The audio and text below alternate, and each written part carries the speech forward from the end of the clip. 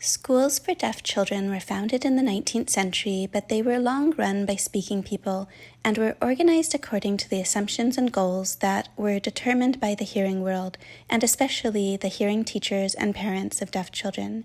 In these schools, the aim was to normalize deaf children into the dominant hearing culture, to teach them to lip read and speak, and eventually to integrate into hearing schools if possible. Children in the early deaf schools were forbidden from signing and punished if seen signing amongst themselves, as signing was seen to slow their progress in learning to lip read and speak. As some children could not be taught to lip read and speak, they were separated into remedial classes where sign language was used, but were kept apart from the other children who were not allowed to sign. There was considerable resistance to this approach to education by deaf people. Deaf children learn sign language easily and are quickly fluent in signing, much like hearing children are quick to become fluent in spoken languages. Deaf children whose first language is a sign language have the joy of using language to learn about other things that they are curious about.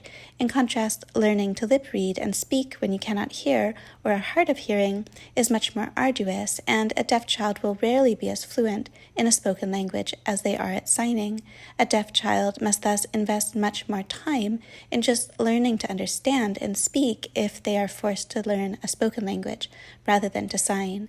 While some deaf people do strive for integration, many deaf people prefer to sign and to have separate schools where the language of instruction is a sign language.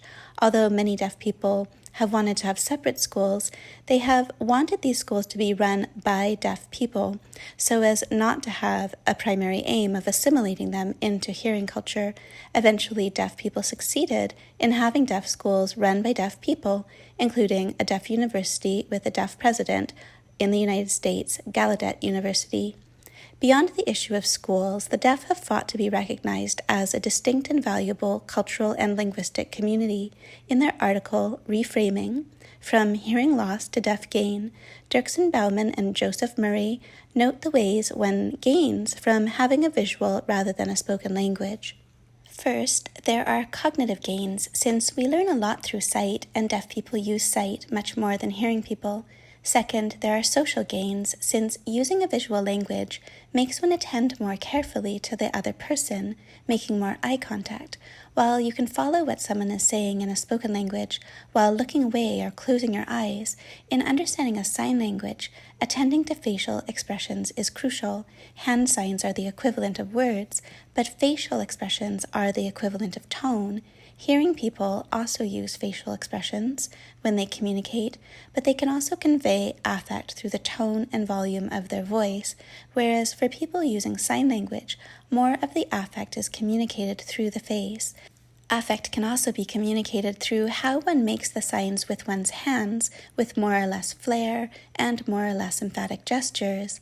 Given how important these visual indicators are, deaf people in a group will form a circle so that they can all see each other.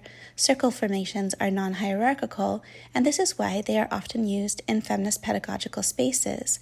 Third, there are practical gains to signing. Indeed, hearing people who know a sign language will often sign amongst themselves, simply because it is useful in many circumstances.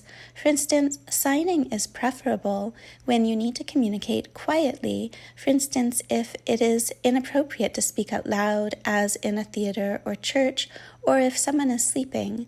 Signing is also useful to communicate with someone when you cannot be heard over some noise or when a person is too far away from you. Given these ways in which signing represents gains rather than losses, Bauman and Murray argue that everyone would benefit from being a bit more deaf. While the hearing world tends to see deafness as a loss, many deaf people in deaf communities experience deaf culture and signing as a richness and an advantage. Understandably, then, deafness is something that some deaf parents would want to pass on to and share with their children if possible. In Debating Feminist Futures, Slippery Slopes, Cultural Anxiety, and the Case of the Deaf Lesbians, queer feminist and critical disability studies scholar Alison Kafer introduces the idea of feminist futures. This concept makes us ask, what, as feminists, do we hope that the future will look like? What kind of futures do we strive for through our feminist activism? One genre in which we see answers to this question is feminist utopian fiction. As Kafer notes, non-disabled feminists have tended to imagine feminist futures that are free of disability. Disability is assumed to be a negative thing that would be eradicated from a feminist utopia. Kafer discusses the example of Marge Piercy's 1976 utopian novel, Women on the Edge of Time. In this novel, technology is used to engineer a world free of sexism and racism. Female bodies are changed so that they don't get pregnant, since women being the childbearers has resulted in an unfair division of labor and gender roles. Male bodies are changed so that they can breastfeed, and female bodies can still breastfeed despite not giving birth anymore. In Piercy's utopia, babies are made in a brooder, which makes sure that all babies are mixed race so that no one is racist.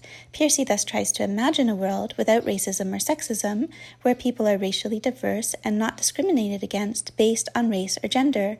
However, she doesn't try to imagine a world without ableism, or a world in which people aren't discriminated against based on their abilities. Instead, she simply eliminates disability from her utopian world. A plurality of genders and races seems like a positive thing to Piercy, but a plurality of abilities does not. Piercy's novel raises questions about how, as feminists, we imagine technology being used to bring about the futures that we want. Right now, we tend to accept technology being used to eliminate disability, but not to select for it. The case of the deaf lesbians that Kafer discusses makes this point. A deaf lesbian couple decided not to use a sperm bank because sperm banks screen out congenitally deaf donors, and this couple wanted a deaf sperm donor to increase their chances of having a deaf baby. Like many parents, the deaf lesbian couple preferred to have a baby who was like them.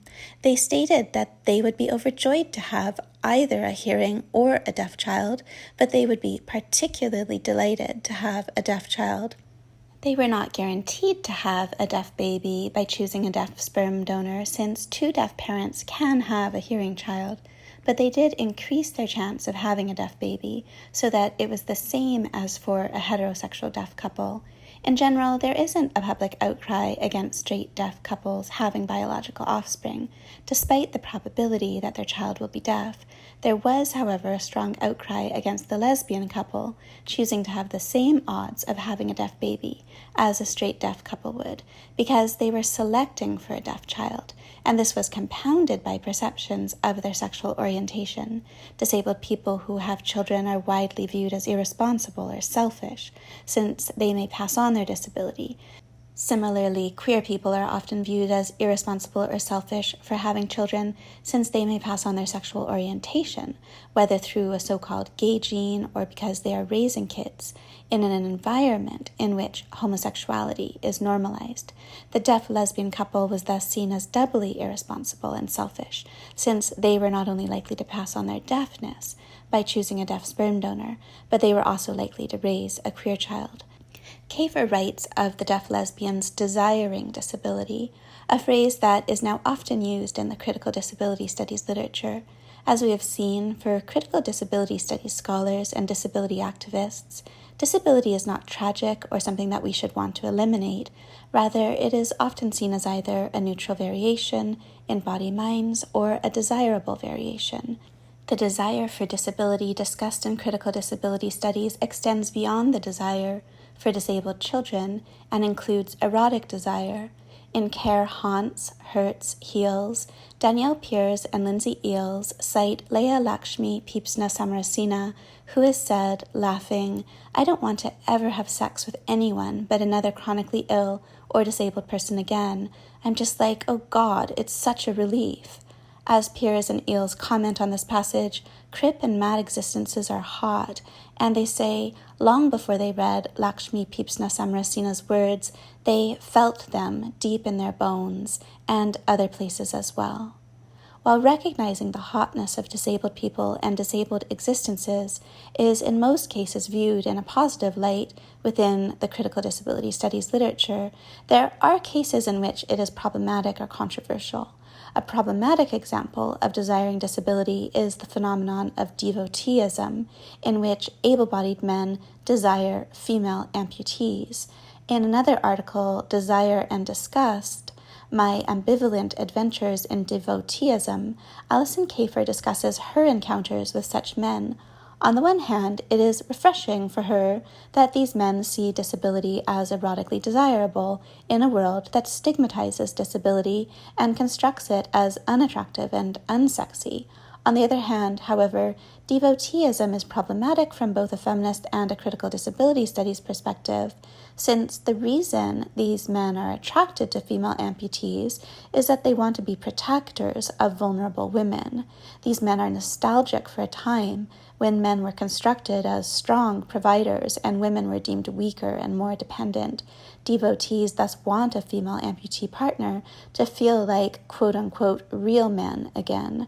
From both queer feminist and critical disability studies perspectives, Kafer rejects the assumption of devotees that disabled women require the protection of able-bodied men.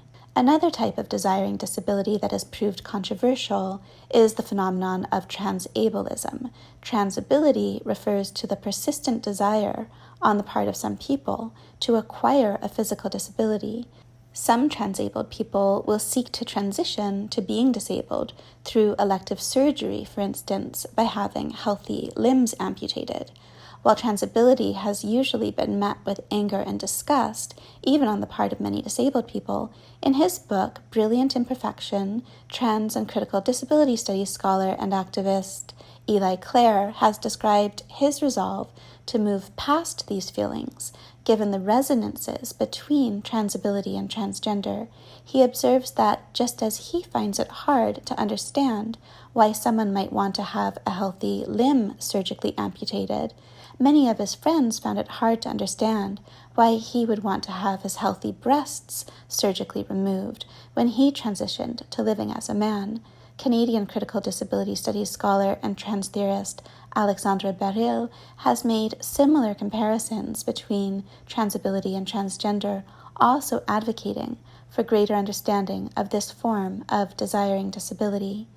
In a special topics issue of the journal GLQ on desiring disability, queer and critical disability studies scholar Robert McCruer, along with co-author Abby Wilkerson, distinguishes between 4 types of desiring disability and rejects 3 of them.